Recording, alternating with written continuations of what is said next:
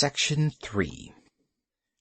"You can see what has happened," Kramer said calmly. "The old man won't let go of it, now that he has it. I was afraid of this when I saw the wiring changes. Everything in this ship is centrally controlled, even the cooling system, the hatches, the garbage release. We're helpless." "Nonsense." Gross strode to the board. He took hold of the wheel and turned it. The ship continued on its course, moving away from the moon, leaving it behind. "Release," Kramer said into the microphone.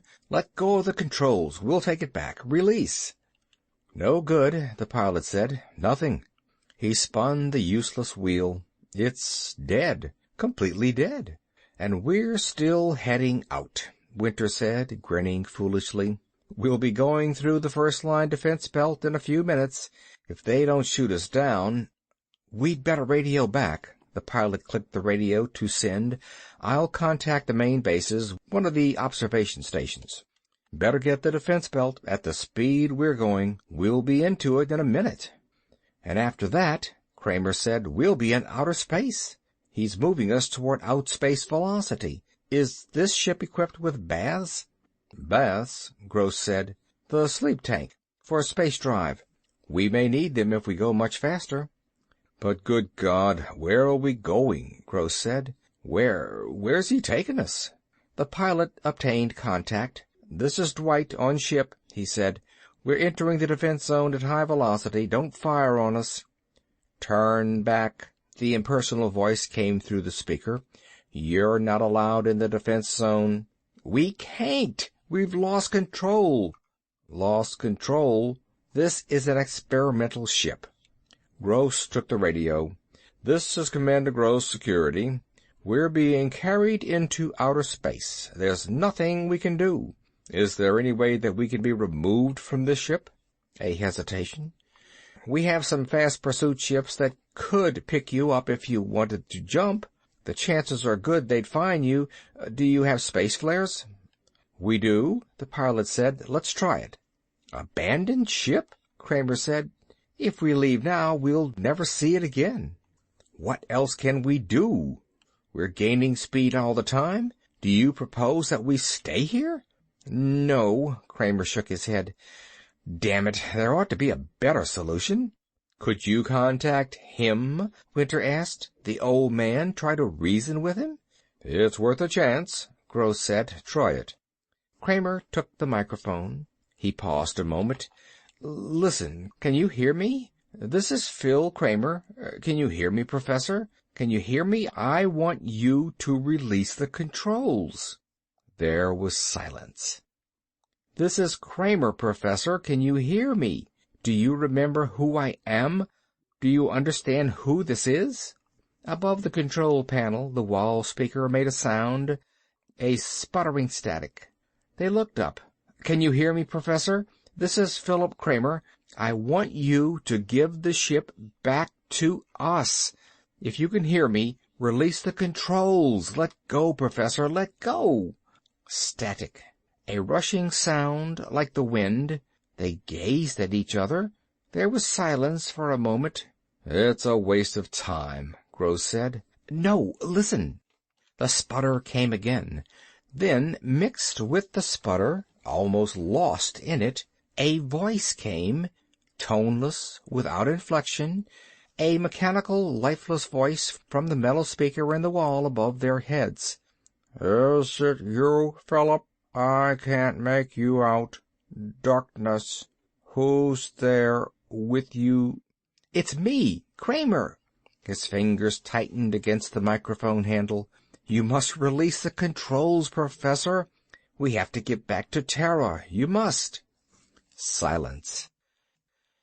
Then the faint, faltering voice came again, a little stronger than before. "Kramer, everything so strange. I was right, though. Consciousness, result of thinking. Necessary result. Cognito ergo sum. Retain conceptual ability. Can you hear me?" "Yes, Professor." "I alter the wiring control. I was fairly certain. I wonder if I can do it. Try." Suddenly the air conditioning snapped into operation. It snapped abruptly off again. Down the corridor a door slammed. Something thudded. The men stood listening.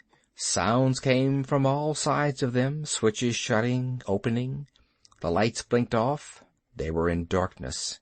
The lights came back on, and at the same time the heating coils dimmed and faded. "Good God!" Winter said.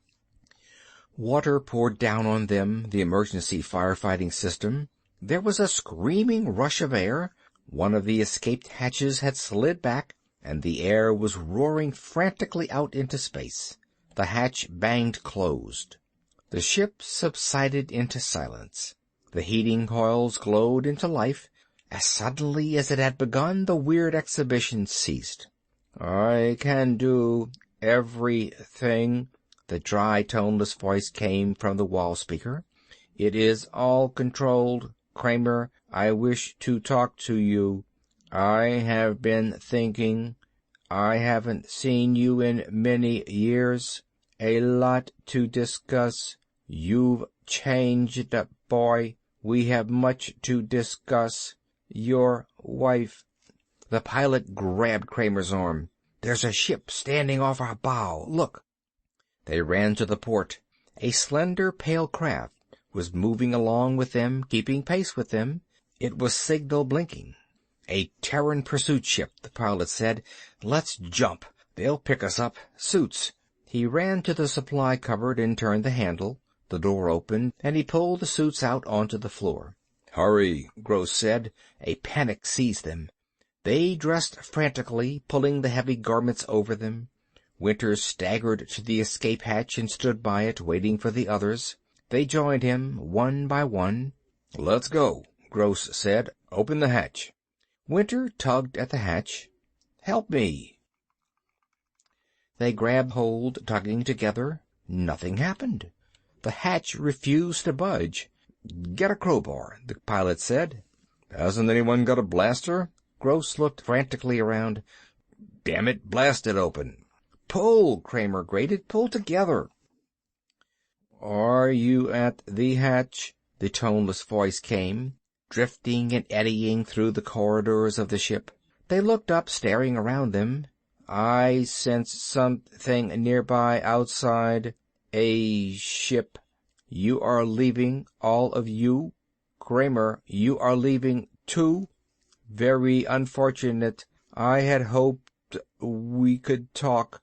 Perhaps at some other time you might be induced to remain." "Open the hatch," Kramer said, staring up at the impersonal walls of the ship. "For God's sake, open it." There was silence, an endless pause. Then, very slowly, the hatch slid back. The air screamed out, rushing past them into space. One by one they leaped, one after the other, propelled away by the repulsive material of the suits. A few minutes later they were being hauled aboard the pursuit ship. As the last one of them was lifted through the port, their own ship pointed itself suddenly upward and shot off at a tremendous speed. It disappeared. Kramer removed his helmet, gasping. Two sailors held on to him and began to wrap him in blankets. Gross sipped a mug of coffee, shivering. "It's gone," Kramer muttered. "I'll have the alarm sent out," Gross said. "What's happened to your ship?" a sailor asked curiously. "It sure took off in a hurry. Who's on it?" "We'll have it destroyed," Gross went on, his face grim. "It's got to be destroyed. There's no telling what he has in mind." Gross sat down weakly on a metal bench. "What a close call for us. We were so damn trusting."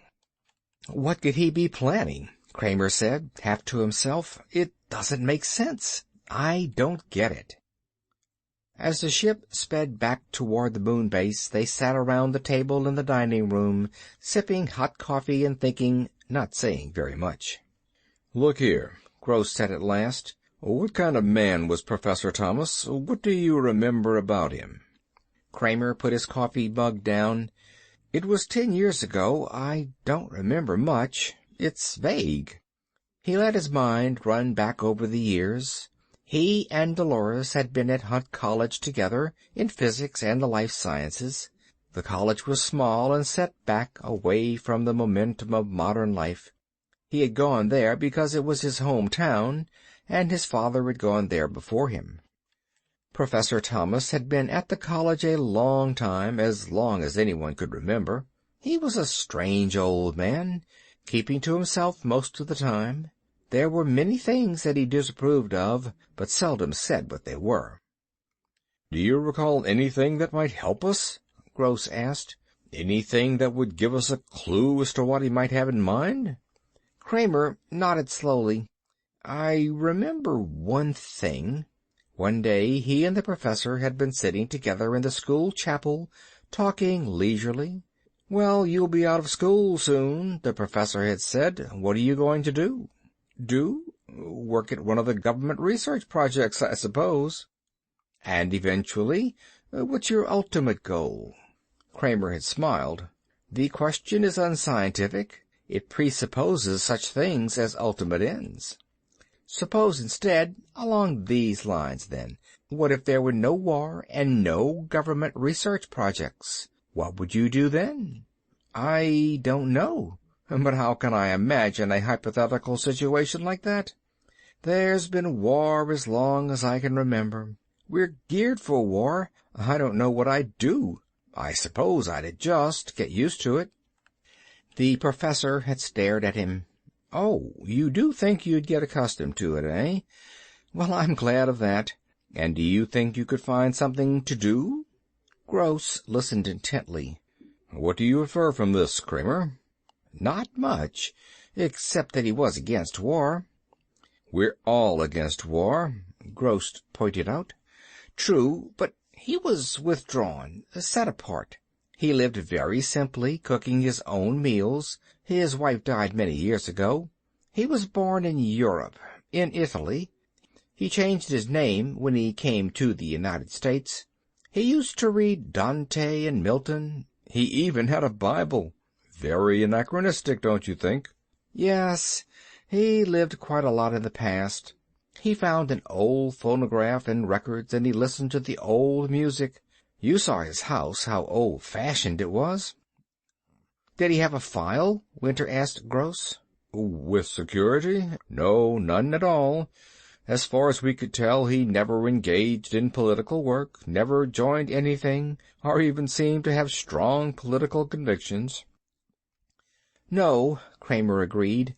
"About all he ever did was walk through the hills. He liked nature." "Nature can be of great use to a scientist," Gross said. "There wouldn't be any science without it." "Kramer, what do you think his plan is, taking control of the ship and disappearing?" Winter said. "Maybe the transfer made him insane," the pilot said. "Maybe there's no plan, nothing rational at all." But he had the ship rewired, and he had made sure that he would retain consciousness and memory before he even agreed to the operation. He must have had something planned from the start, but what? "Perhaps he just wanted to stay alive longer," Kramer said. "He was old and about to die. Or what?" "Nothing." Kramer stood up. "I think as soon as we get to the moon base, I'll make a vid call to Earth. I want to talk to somebody about this." "Who's that?" Gross asked. "Dolores. Maybe she remembers something." "That's a good idea," Gross said. "Where are you calling from?" Dolores asked, when he succeeded in reaching her. "From the moon base." "All kinds of rumors are running around. Why didn't the ship come back? What happened?" "I'm afraid he ran off with it." "He?" "The old man, Professor Thomas." Kramer explained what had happened. Dolores listened intently. "How strange. And you think he planned it all in advance, from the start?" "I'm certain. He asked for the plans of construction and the theoretical diagrams at once." "But why? What for?" "I don't know. Look, Dolores, what do you remember about him? Is there anything that might give a clue to all this? Like what? I don't know. That's the trouble. On the vidscreen, Dolores knitted her brow. I remember he raised chickens in his backyard, and once he had a goat. She smiled. Do you remember the day the goat got loose and wandered down the main street of town? Nobody could figure out where it came from. Anything else? No. He watched her struggling, trying to remember. He wanted to have a farm sometime, I know. All right, thanks. Kramer touched the switch. When I get back to Terra, maybe I'll stop and see you. Let me know how it works out. He cut the line, and the picture dimmed and faded. He walked slowly back to where Gross and some officers of the military were sitting at a chart table talking. Any luck? Gross said, looking up. No, all she remembers is that he kept a goat. Come over and look at this detail chart. Gross motioned him around to his side. Watch. Kramer saw the record tabs moving furiously, the little white dots racing back and forth. What's happening? He asked. A squadron outside the defense zone has finally managed to contact the ship. They're maneuvering now for position. Watch. The white counters were forming a barrel formation around a black dot that was moving steadily across the board, away from the central position. As they watched, the white dots constricted around it. They're ready to open fire, a technician at the board said. Commander, what shall we tell them to do? Gross hesitated. I hate to be the one who makes the decision. When it comes right down to it... It's not a ship, Kramer said. It's a man, a living person. A human being is up there, moving through space. I wish we knew what... But the order has to be given. We can't take any chances. Suppose he went over to them, to the Yuks. Kramer's jaw dropped. My God, he wouldn't do that. Are you sure? Do you know what he'll do? He wouldn't do that. Gross turned to the technician. Tell them to go ahead. End of section 3.